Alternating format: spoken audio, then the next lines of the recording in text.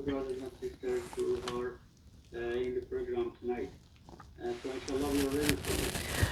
أعوذ بالله من الشيطان الرجيم بسم الله الرحمن الرحيم الحمد لله رب العالمين وصلى الله على سيدنا ونبينا أبي القاسم المصطفى محمد وعلى أهل بيته الأطيبين الأنجبين بهم نتولى ومن أعدائهم نتبرأ إلى الله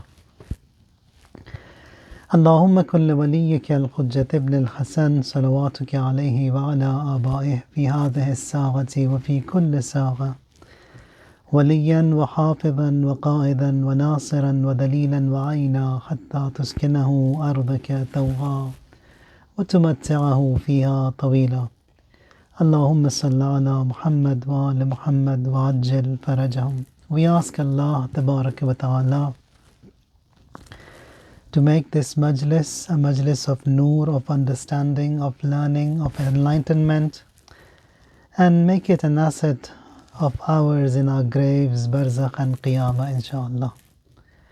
It's the sacred month of Rajab, the first of the most auspicious months that we have, and whatever is done in this month, it escalates the good and the bad, the most rewarding in du'as, in azkar, in the good that we do. Likewise, God forbid, if it's the bad, that also escalates. There are so many du'as and azkar for this glorious month, and among them one of the beautiful du'as that we have, it is the du'a that we recite after every wajib namaz, which is Ya man arjuhu li kulli khair, which means, O he who is hoped in every good. It is a month which teaches us hope, being hopeful in the Almighty, teaches us optimism, and to have the maximum hope in the Almighty Allah. Now we do so much, and then that what the month teaches us, and that what the glorious Quran teaches us, is that you don't attribute the good to yourself. You say, Hada min fadli Rabbi. If it is an opportunity, a Tawfiq that was given to do something good, there you say it was by the mercy and the grace and the fadl of the Almighty Allah. And if it is the bad that we have done, there we attribute the bad to ourselves. Says, and then when it comes to that evil or the bad or the negative or a bala or a mishap that befalls upon us, there we say that also is from the Almighty Allah, and that is the adab that is taught to us. الَّذِينَ إِذَا أَصَابَتْهُمْ مُصِيبَةٌ قَالُوا إِنَّا لِلَّهِ وَإِنَّا إِلَيْهِ رَاجِعُونَ. When a mishap also befalls upon them, they say, we are from Allah and to Him we shall return. Now this is the adab and the etiquette taught to us in this sacred month, that my life, my death, my livelihood, my existence, it is Lillahi Rabbil Alameen. Hayati wa mamati Lillahi Rabbil Alameen. It is for the Almighty Allah. And to Him I surrender every affair of mine in all walks of life, every task, every duty of mine. Now the other thing that we learn in this month is وَآمَنُوا سَخَطَهُ عِنْدَ كُلِّ شَرٍ. In every evil, in every rage, in every wrath, I seek and I am in the protection of the Almighty Allah. If His protection wasn't there, we would all have been devastated. We see that we are safe, we are living, we are existing. It is because the Almighty Allah's wrath hasn't taken place. So we are in the protection of the Almighty Allah. وَآمَنُوا سَخَطَهُ عِنْدَ كُلِّ شَرٍ. Now these are these beautiful teachings that we have in the sacred month of Rajab. And one of the other things that we learn, it is the beneficiaries of this sacred month of Rajab. Who are they? There are many who do not know the Almighty God. He gives them, He provides to them. There are those who know Him. He gives them as well. There are those who know Him and who do not ask Him, but still He gives them. And there are those who know Him and who ask Him and He provides them too. So beneficiaries of this month, there are three: those who do not know Him, those who do not ask from Him, and those who know Him and who ask from Him. So the third category, it is known as the Akhassul Khawas. And those who know the Almighty Allah and ask the Almighty Allah, He gives them. He gives them in abundance.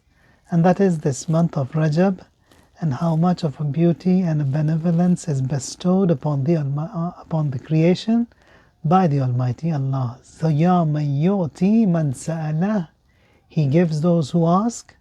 Ya man yu'ti man lam yas'alhu, He gives those who do not ask Him. وَمَنْ لَمْ يَعْرِفْهُ, and those who do not know Him, تَحَنُّنًا مِنْهُ وَرَحْمَةً, out of mercy, out of gratitude, out of His grace, He gives and He provides to every one of them. Towards the end of the dua we say, أَعْتِنِي بِمَسْأَلَتِي إِيَّاكَ, that God, by You I ask You to give me what? خَيْرَ الدُّنْيَا وَجَمِيعَ خَيْرَ الْآخِرَةِ, all the good of this dunya and all the good of the akhirah, all of that be given to me. And that You put away everything that is evil, that is bad, that is negative from me. جَمِيعَ شَرِّ الدُّنْيَا وَشَرِّ الْآخِرَةِ, all the evil of this dunya and all the evil of akhirah, all of that be put away from me. Such a beautiful, a very compact dua which has everything in it. So I want all the good from Him and I want all the evil to be kept away from me. And this is what we, because it's all a preparation to witness the sacred month of Ramadan, and on the last day of the sacred month when we all get together and we offer the Eid prayers, we raise our hands in qunut 9 times, and we ask the Almighty, أن تصلي على محمد وآل محمد وأن تدخلني في كل خير, and that You enter me into every good in which Muhammad and Ali Muhammad were made to enter, and that You keep me away and You oust me from every evil that Muhammad and Ali Muhammad were kept away from. So that is the dua that we have on the day of Eid. Preparation of that is being made from now in the sacred month of Rajab, because these 90 days that we have, Rajab, Sha'ban and Ramadan al-Mubarak, these are these exclusive days and nights of the Almighty Allah Tabaraka wa Ta'ala. And then we say towards the end of it, Zidni min fadlika ya Kareem, and Allah, You increase in Your grace, O merciful, O Kareem. So these are those beautiful du'as that we have.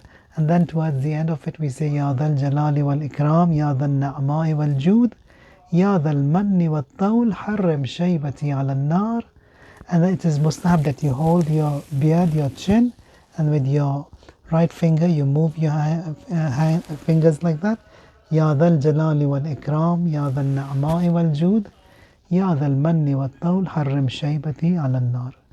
Now this was the beautiful dua that we have for the sacred month of Rajab. Recite it after every wajib prayer and it doesn't take a lot of your time. And it is the night of the birth of Imam Jawad alayhi salatu wassalam, our 9th Imam. Imam Jawad is also known as Ibn al-Ridha, because the impact that Imam Ridha alayhi salatu wassalam he had globally on everyone. His son Imam Jawad also was known as Ibn al-Ridha the first. Imam Hadi was known as Ibn al-Ridha the second, and Imam Askari was known as Ibn al-Ridha the third. That is because of the impact of Imam Ridha alayhi salatu wassalam that it had over everyone and globally. Now there are numerous karamats and then miracles that were seen from this young Imam, and he is the youngest of the Imams who gets to the rank of Imamat, the second youngest after Imam Mahdi alayhi salatu wassalam. At the age of 7 or 8 he becomes the Imam, because Imam Ridha was martyred at that time, and also is among the youngest of the Aimma to get martyred. So he is also Shababul A'immah, the youngest of the Imams who got martyred. Now, for all your worldly needs and requirements and hajat, like for example finances or getting married or houses, dwelling, anything to do with this world, like universities, studies, children, the best and the quickest outlet is Imam Jawad alayhi salatu wassalam. Although all of the Imams you can seek them, but here Imam Jawad, because of his age and at that young age that he got martyred, he responds quicker to the hajat of mu'mineen. Now Qasim bin Abdul Rahman is one of the Zaydis. Zaydis, they are those who believe in the imamat of Imam Sajjad, and beyond Imam Sajjad they do not believe in they have no aqidah in the imamat of the rest of the Imams. So they believe in Amirul Mu'mineen and then Imam Mujtaba, Imam Hussein and Imam Sajjad only. So Zaydis are these four Imams. Now Qasim ibn Abdul Rahman is a Zaydi. He sees that Imam Jawad alayhi salam, 7-8 years old, riding a donkey, he is coming towards the people, and everyone has congregated to meet the Imam alayhi salam. So he says to himself that what kind of a people are they who are after a child and they take him as an Imam. The moment this thought comes to Qasim bin Abdul Rahman's mind, Imam was riding that donkey. And Imam comes close by to Qasim Abdul Rahman, addresses him by his name, and then recites this ayah. Says that أَبَشَرًا مِنَّا وَاحِدًا نَتَّبِعُهُ إِنَّا إِذًا لَفِي ضَلَالٍ وَسُعُرٍ. This is from Surah Al-Qamar. Imam recited the ayah saying that are we to follow a lone human from ourselves? Indeed, then we would be in error and madness. This is what the people they used to say to Rasulullah and to the prophets before him. Now he says to himself, the moment Imam recited that ayah, that Imam he found out what is in his heart. Now that is the ilm, the knowledge that Imams they have. They know what is in our hearts, they know what is in our mind. It isn't as such that we have to say something, we have to do something for them to know. The thoughts that cross our minds, that what comes into my heart, my intention, my niyyah, the Imams they know it. Even today, when the Imams are in their graves, they get the message and they are totally aware of what happens. And this is what we say when we go and pay ziyarat to the Imams alayhimus salam. We say, Ashhadu annaka tasma'u kalami, that I bear witness that you hear my word, my kalam, wa taruddu salami, and that you respond to my salam.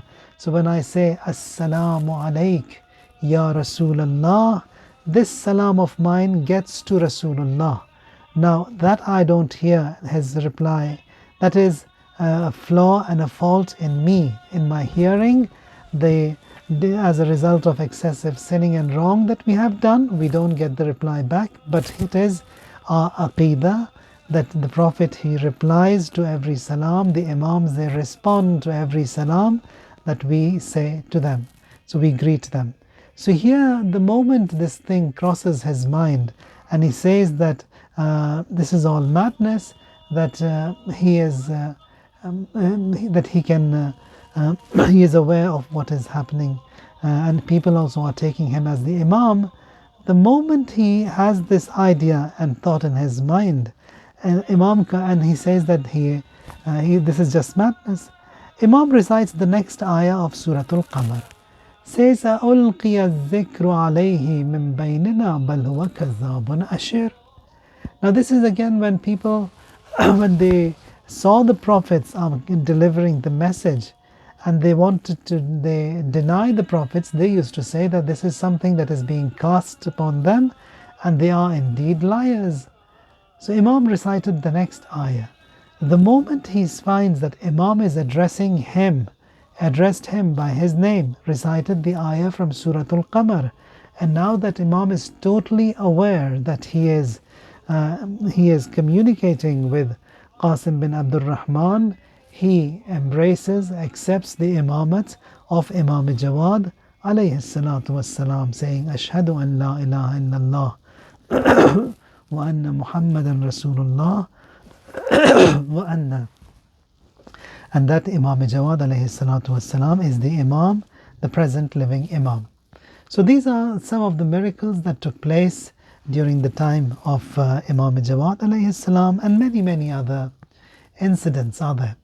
Imam is born in Medina on the 10th of Rajab in the year 195 Hijri, and he died in Baghdad, was killed by Mu'tasim Billah La'natullahi alayh, was poisoned, and that is on the 29th of Dhul-Qa'd 220 after Hijrah. At the time of the Shahadat of Imam Rida alayhi salatu wassalam, our ninth Imam is only 7 years old. Some reports say that he is 9 years old. And then there are some people, some of the followers of the Ahlul Bayt alayhimus salam, they are doubted in the eligibility of Imam being an Imam at such a young age. But then we have the evidence from Quran that Prophet Isa alayhi salatu wasalam was given the nubuwwat at a very young age, when he was just born and just a few days old. He says, Atani al-kitab wa ja'alani nabiyya. Allah has given the book and He has made me the prophet. So for an Imam, for the Prophet, age doesn't matter. It can be at any time that Allah tabaraka wa ta'ala, He intends. He can make an Imam and He can make a prophet. And our aqidah is that Nabiyyu fi batni ummih. A prophet is a prophet. Even in the womb of his mother, he is a prophet. So regarding Imam Jawad alayhi salatu wassalam, one of the du'as that we have, you must have heard, it's known as Hirz Jawad. Then generally you get these rings, and the ring has this Hirz. Hirz means it's a du'a, a protection. Sometimes you have it printed and you carry it in your pocket on your neck, you have it as a ta'weez. Now Imam says that guard yourself with this dua, and if you encountered armies of enemies or from the east and the west, all of them, and if all the dwellers of the earth were to stand against you, they would do you no harm if you had this hirz and this protection on yourself. And it is one of the most famous hirz that we have in all worrisome, in all these different difficult situations that we are going through. It's a protection for all mu'mineen from every bala, from every trials from the skies and the earth, and it is recommended and emphasized quite a lot, and it repels every evil eye, every bad mouth, every evil person from among the jinn and the ants. You can be protected from all of them. Imam says it nullifies all magics and spells, and it is a protection from being cheated, from being deceived, from any kind of animosity, and then protection from being harmed and drowned and ruined, and it is a protection for one's honor, for one's izzat. Imam says carry it with you, or at least recite it once every day. And it's a small dua. I'll read it once and I'll send it to you. You can have it on you, recite it daily and add it to your daily program. It is Bismillahi ar-Rahman ar-Rahim. Ya Nuru Ya Burhan. Both of them are the names of Allah. Nur means light. Burhan means the evidence. Ya Mubinu Ya Munir. Yani, O manifest reality, O illuminant. Ya Rab, ikfin ash-shurur wa afat ad-duhur. O Lord, suffice me from all evil and all outbreaks of the day. Wa as'aluka an-najata yawma yunfakhu fi as-sur. And I ask you for your deliverance on the day when the horn will be blown. So it's a protection for this world, a protection for the hereafter, and a protection for on the day of judgment when the horn will be blown. Imam Jawad alayhi salatu wassalam, in one of his quotes, he says that kafaka adaban li nafsika ijtinabu ma takrahuhu li ghayrik. Says that this is sufficient to educate yourself that you refrain from all that you dislike for others. That is, that what you don't like for yourself, you don't like it also for others. Elsewhere, Imam says, Al-mu'minu yahtaju ila thalathi khisalin. A believer, he requires three qualities. Tawfiqun min Allah. So you need a tawfiq, an opportunity from Allah Tabaraka wa Ta'ala. Wa wa'idatim min nafsih. And you need a mentor from within yourself who constantly advises you. That is that voice of conscience, as long as it is alive and it is calling you, it is advising you, you listen to it. And then وَقَبُولٍ مِمَّنْ يَنْسَحُهُ, and that he accepts the advice. So these are the three qualities Imam says that you need to have within yourself. Tawfiq from Allah, that is, if you get an opportunity to do good, do it quickly and then attribute it to Allah Tabaraka wa Ta'ala. As we say, وَمِنَ اللَّهِ التَّوْفِيقِ, that is, tawfiq is from Allah. وَعَلَيْهِ التِّكْلَانِ, and upon Him we rely. So if I'm doing good, that good has come to me from the Almighty. He allowed me, He offered me the opportunity to do that good. So that voice also that is within me, that has to be alive and listen to that voice, that advice that is given to me.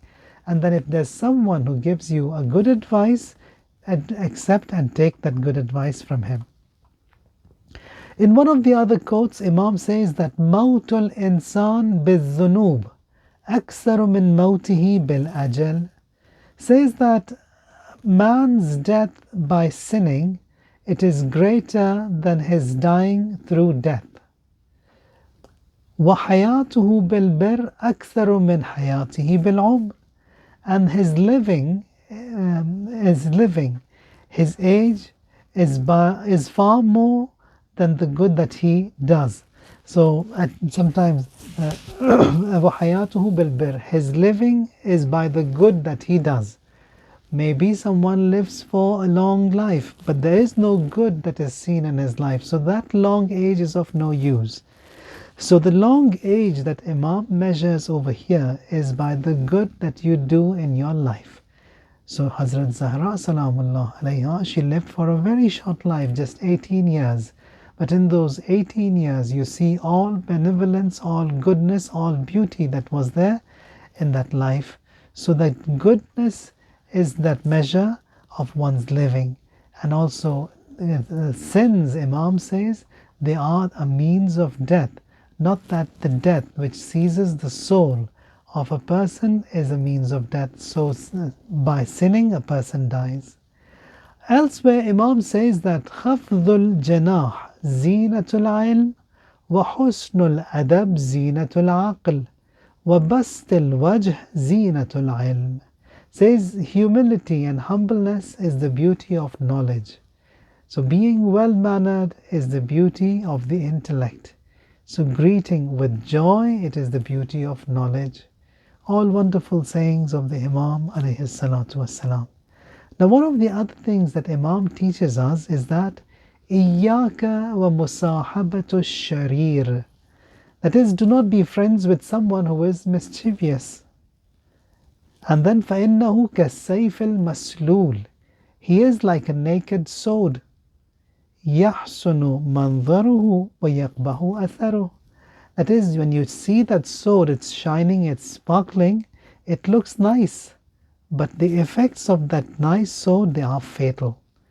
Imam says that someone who is sharir, someone who is notorious, who is mischievous, keep away from him. Now when we look into the adab that is taught to us even in the upbringing and education, says that there are a few phases in everyone's life. Now the ta'deeb and the education, it starts before a person gets married, and then before he starts training himself, he starts educating himself, and then he selects the right spouse, and then when he gets married, and then when he conceives. And now that baby also has to be taken care all the way through the period of gestation. And once he is born, you provide all halal and good food to him, and that atmosphere also has to be good. And then you give it into the care and the custody of a mentor. And this mentor will groom and will take this child all the way through until he blossoms. And then it is a stage when he comes in the group of a friendship and friends. Here the ulama, they say that if all of these stages were good, but the last stage, which is the friendship, if that friend is bad, all those 4 stages are all lost. And if all those 4 stages were bad, and then you come and give that child who had all that bitter past and on all those bitter phases, but this friend is good, he will correct all that negativity that was in the past.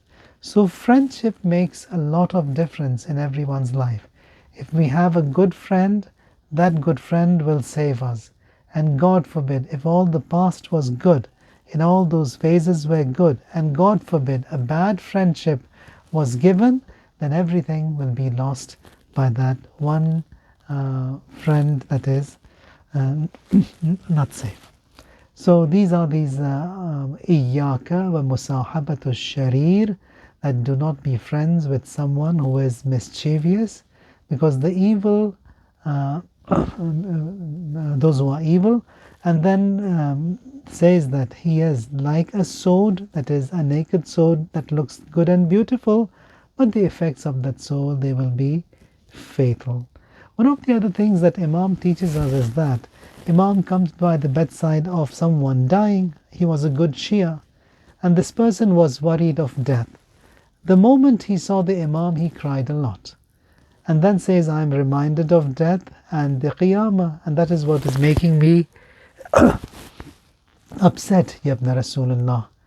Imam says to him that someone with a skin disease, with blisters from head to toe, each one of them bursts, aches, and there are aches and pains. And on those burst blisters, a wound appears, blisters again. Now, if someone says to this ill that if you take a shower and you wash away all and these blisters and this illness and the pain, all of that will be removed and you will be eased, will he not be happy? Imam says, for the followers of the Ahlul Bayt alayhimus salam, those who believe in Rasulullah and the Ahlul Bayt alayhimus salam, for them death, it is like the cleansing from all these aches and pains and transferring clean and tidy, painless and acheless, like someone who is just born. So if there are pains and aches that people are going through, Imam says that it is just to get themselves purified, so that they enter into the next abode pure and clean. And that is that beautiful teaching that Imam has for all mu'mineen. So we have to come to give you the good news, they say, and that good news will be given to everyone, and that is at the time of death, that special favor of the Imams is there for mu'mineen. Ya Allah, never ever distance us from the Ahlul Bayt and Quran. May that be here or in the hereafter, even for a moment. Count us among the best of the servants of the A'imma alayhimus salam. All those who are ill and ailing, grant them shifa. All those who have passed away, Allah forgive them, elevate their ranks,